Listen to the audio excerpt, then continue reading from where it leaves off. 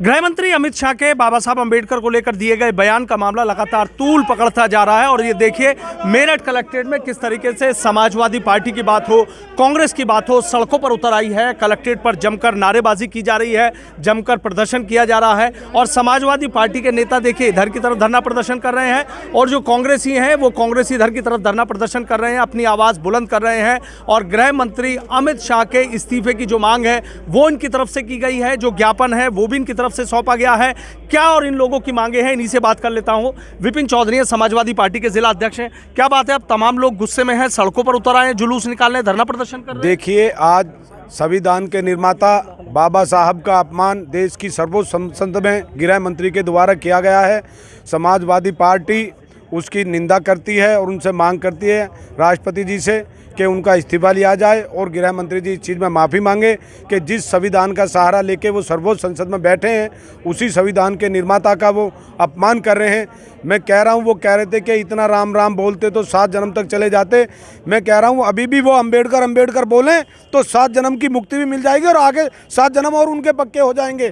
लेकिन मैं कहना चाहता हूँ, एक तड़ी पार के द्वारा ऐसा बयान दिया गया है जो समाजवादी पार्टी इसकी निंदा करती है। आज तमाम मुख्यालयों पर प्रदर्शन है इसी तरीके से? जी, तमाम मुख्यालयों पर समाजवादी पार्टी की तरफ से कल भी होगा, आने वाले दिनों में भी होगा। और समाजवादी पार्टी जब तक अमित शाह जी माफ़ी नहीं मांगेंगे या किसी निर्णय पर नहीं पहुंचेंगे तब तक सड़कों पे धरना प्रदर्शन और संघर्ष करती रहेगी।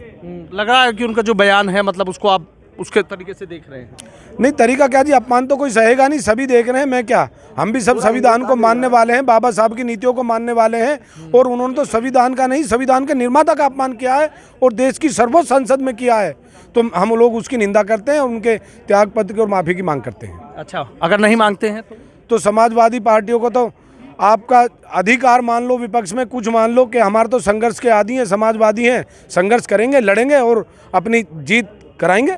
अच्छा, तो देखिए किस तरीके से जो समाजवादी पार्टी के नेता हैं वो बेहद तल्ख तेवरों में नजर आ रहे हैं। उधर देखिए जो कांग्रेस पार्टी के नेता हैं, कांग्रेस का भी जो धरना प्रदर्शन है वो यहाँ पर लगातार जारी है। लगातार कांग्रेस भी अपनी जो आवाज़ है वो बुलंद करती नजर आ रही है। जो कांग्रेस के जिला अध्यक्ष हैं अमनीश काजला हैं, उनसे भी बात कर लेते हैं। अमनीश जी, देख रहे हैं समाजवादी पार्टी ने भी उधर प्रदर्शन किया, इधर आप लोग प्रदर्शन कर रहे हैं, क्या मांगे हैं आप लोगों की? हमारी 2 मांगे हैं।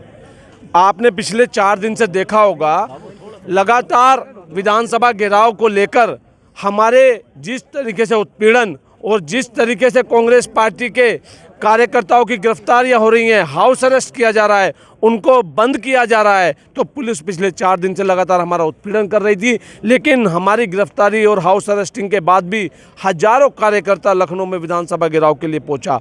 लेकिन पुलिस ने 1 दिन पहले ही बैरिकेडिंग में कीलें गाड़ दी गई। पुलिस की मंशा थी कि कोई बहुत बड़ा हादसा हो, उसी का नतीजा है योगी सरकार की लापरवाही और पुलिस के उत्पीड़न के चलते एक नौजवान साथी प्रभात पांडे जो अकेला अपने परिवार का चिराग था, वो कल दुखद उसकी मृत्यु हो गई दम घुटने से। पुलिस की जिस तरीके से उत्पीड़न किया, लाठीचार्ज किया, जिस तरीके से कार्यकर्ताओं को रोका, उसके चलते उस कार्यकर्ता की जो मौत हुई है, आज हम सब लोग उसको न्याय दिलाने के लिए, उसकी न्यायिक जांच की मांग के लिए, दोषियों पर कार्रवाई के लिए, परिवार को मुआवजा देने के लिए और परिवार के में किसी व्यक्ति को नौकरी दिलाने के लिए आज यहाँ आए हैं। और जो दूसरा हमारा बड़ा मुद्दा है, अमित शाह ने जिस तरीके से बाबा साहब का अपमान सदन में किया, कांग्रेस पार्टी नहीं, पूरे देश का एक एक व्यक्ति उससे आहत है। और बाबा साहब के अपमान को कोई भी व्यक्ति बर्दाश्त नहीं करेगा। अमित शाह अगर जल्द इस्तीफा नहीं देते, अमित शाह माफ़ी नहीं मांगते, तो इस देश की जनता अमित शाह को सबक सिखाने का और भाजपा को सबक सिखाने का आने वाले समय में काम करेगी। महानगर अध्यक्ष जाहिद अंसारी साहब ये भी लेके आए पोस्टर, बाबा साहब के पोस्टर हैं। गुस्सा बेहद है, देख रहा हूँ कि तमाम कांग्रेसी सड़कों पे हैं, आवाज़ बुलंद कर रहे हैं। देखिए, जिस तरह से अमित शाह जी ने कल बाबा साहब का अपमान किया है, एक बच्चा हिंदुस्तान का किसी कीमत पे भी उसे बर्दाश्त नहीं करेगा। दूसरा, हमारे प्रदेश अध्यक्ष अजय राय जी ने पहले ही आशंका जता दी थी 1 दिन पहले कि नोकीले जिस तरह से बैरिकेडिंग लगाए गए हैं हिंदुस्तान के अंदर, ये मिसाल है कहीं ना कहीं ये हत्या की साजिश है। और वही हुआ, हमारा एक नौजवान भारद्वाज वो पुलिस की धक्का मुक्की में शहीद हो गया।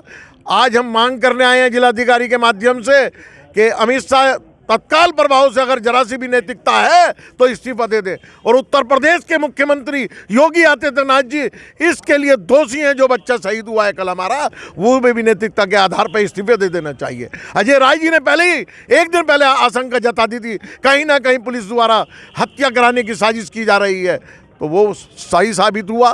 तो इस्तीफा देना चाहिए मुख्यमंत्री जी को भी, अमित शाह को भी।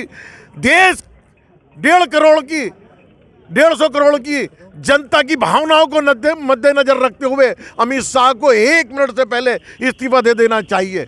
और योगी आदित्यनाथ जी को भी एक ब्राह्मण बच्चे की जिस तरह से हत्या की गई है लखनऊ के अंदर, हम उसकी कड़ी निंदा करते हैं और मांग करते हैं उसे 1 करोड़ का मुआवजा, उसके परिवार को 1 नौकरी और तत्काल प्रभाव से इस्तीफा दे देना चाहिए। तो देखिए किस तरीके से जो कांग्रेसी हैं वो बेहद गुस्से में नजर आ रहे हैं। जो प्रभात पांडे की मौत हुई है उसके लिए भी मुआवजे की जो मांग है वो की जा रही है, और सीधा कांग्रेसियों का भी ये कहना है कि गृह मंत्री इस बयान के लिए माफी मांगे और अपने पद से इस्तीफा दे, नहीं तो इसी तरीके से कांग्रेस का जो प्रदर्शन है वो जारी रहेगा। यानी आज मेरठ कलेक्ट्रेट में चाहे समाजवादी पार्टी की बात हो चाहे कांग्रेस की बात हो, इसी तरीके से अपनी आवाज बुलंद की गई है और जमकर नारेबाजी और प्रदर्शन किया गया है।